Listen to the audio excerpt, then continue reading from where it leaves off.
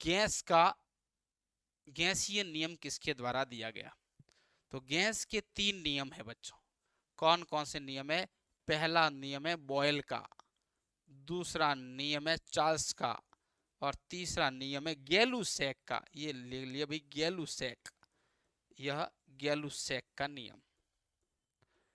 Boil का नियम कहता है कि टी रहेगा कांस्टेंट। चार्ल्स जो बोलता है वो कहता है कि पी रहेगा कांस्टेंट, और गैलुसैक कह रहा है कि वॉल्यूम जो है वो रहेगा कांस्टेंट। और ऐसा अगर होता है तो पी जो है वह समानुपाती होता है 1/v आयतन के। ये कहते हैं कि आयतन जो है वह समानुपाती होता है, पी कांस्टेंट रहेगा ना, पी कांस्टेंट रहेगा टी के। और ये गैलुसैक कहते हैं कि प्रेशर जो है वह समानुपाती होता है टी के। ये याद रखना बच्चों। और इसी से बना है आदर्श गैसों का समीकरण, जैसे पीवी इक्वल टू एनआरटी कहते हैं हम, आइडियल गैस समीकरण।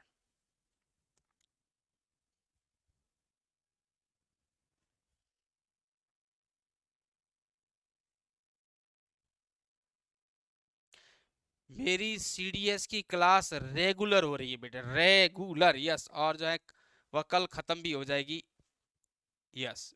एंशियंट हिस्ट्री पूरी भी हो जाएगी वहां, रेगुलर, कभी छोड़ी नहीं है ना। हाँ, इनक्रेडिबल यादव शायद हो सकता है वो ऐप पर चल रही है। हाँ, वो ऐप पर चल रही है, यूट्यूब पे नहीं चल रही है, इसलिए शायद आपको जानकारी नहीं हो रही है।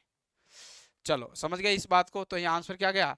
यस, ये नियम किसने दिया? बॉयल ने दिया है, यानी ए इज करेक्ट आंसर बच्चों। आगे बढ़ते, यस। ओजोन परत हमें किससे बचाती है? तो यह पराबैंगनी किरणों से बचाती है, नो डाउट। चलते हैं आगे। अगला प्रश्न देखो, क्या बोलता है? डीजल इंजन में आग इनमें से कैसे उत्पन्न होती है? कंप्रेशन से, यानी कि दबाव से उत्पन्न होती है। Fire in the diesel engine is produced by which of the following? तो वह है कंप्रेशन।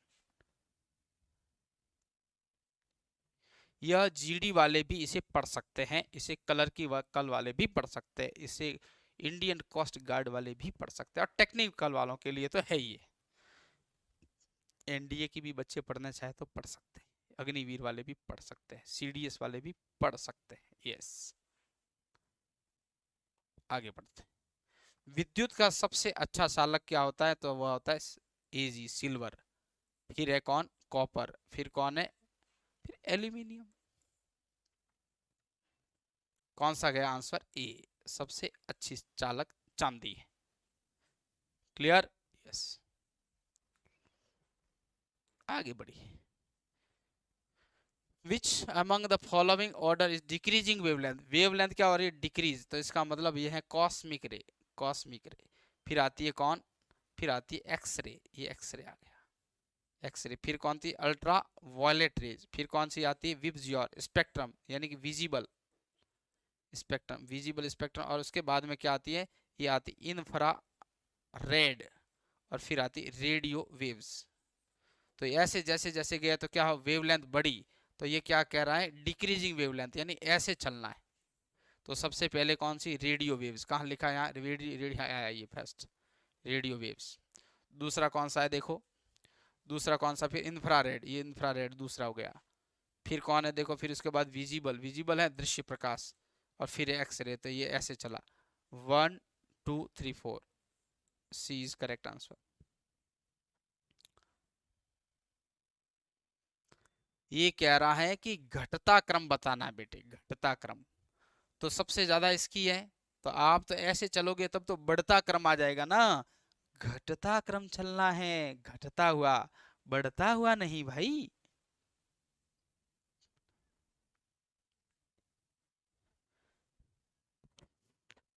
सचिन यादव जी, आपको मिल जाएगी है ना? हाँ, नहीं आ रही होगी या ठीक आप कह रहे हैं, कोई बात नहीं, अब मिल जाएगी, ठीक है। हाँ, वो तो ऐप में आ रही थी ना, इसीलिए मैं कह रहा हूँ ऐप में आ रही थी। मेरे सीडीएस क्लास का टाइमिंग जो रहता है बेटे, वो रहता है 12:30 बजे से लगा के 2 बजे तक, 12:30 से 2 के बीच में, दिन में। हाँ हम आगे बढ़ते हैं अगले प्रश्न की। एम्पियर घंटा किसका मात्रक है? तो आई बराबर क्या होता है, क्यू बटे टी। ठीक है, अब ये क्या है, एम्पियर, ये एम्पियर है, यस।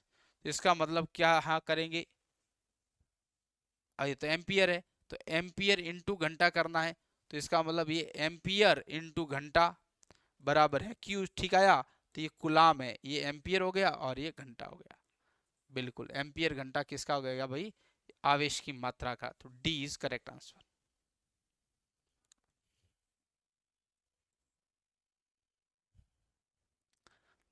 ठीक है, अरे भाई ऐसे कैसे बल्ब उड़ा रहे हो तुम लोग, फ्यूज उड़ा रहे हो, फ्यूज है। एनर्जी का कैसे हो सकता है एम्पियर घंटा? देखो एम्पियर घंटा, ये नहीं हुआ एम्पियर घंटा, एम्पियर और घंटा, क्यों आवेश का कुलाम है ना ये, हाँ आवेश की मात्रा का हो गया।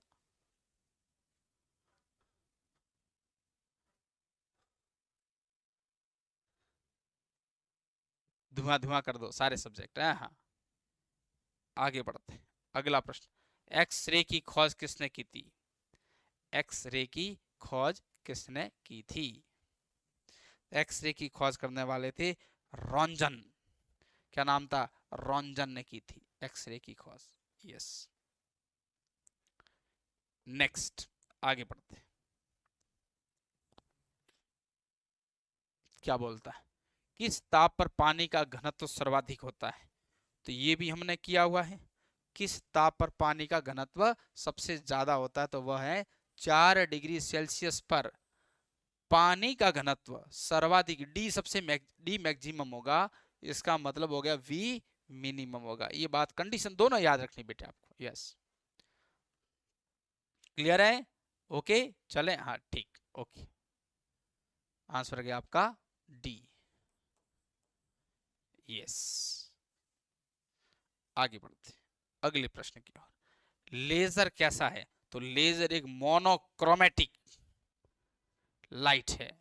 तो मोनोक्रोमेटिक, एक वर्णीय प्रकाश का स्रोत है लेजर।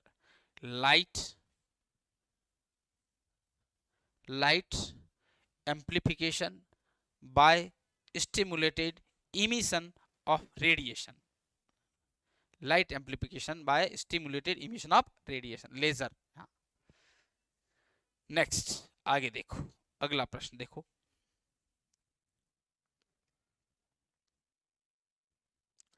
अगला प्रश्न है, चौक का प्रयोग कहाँ किया जाता है? चौक क्यों लगाते हैं? तो चौक का प्रयोग जो है वह एसी को, एसी के करंट को कम करने के लिए किया जाता है। ये लाया A is correct answer. Alternative current को रिड्यूस करने, सर्किट में धारा कम करने के लिए ऐसा किया जाता है। चौक लगाते हैं वहां ताकि नुकसान ना हो, झटका लग रहा हो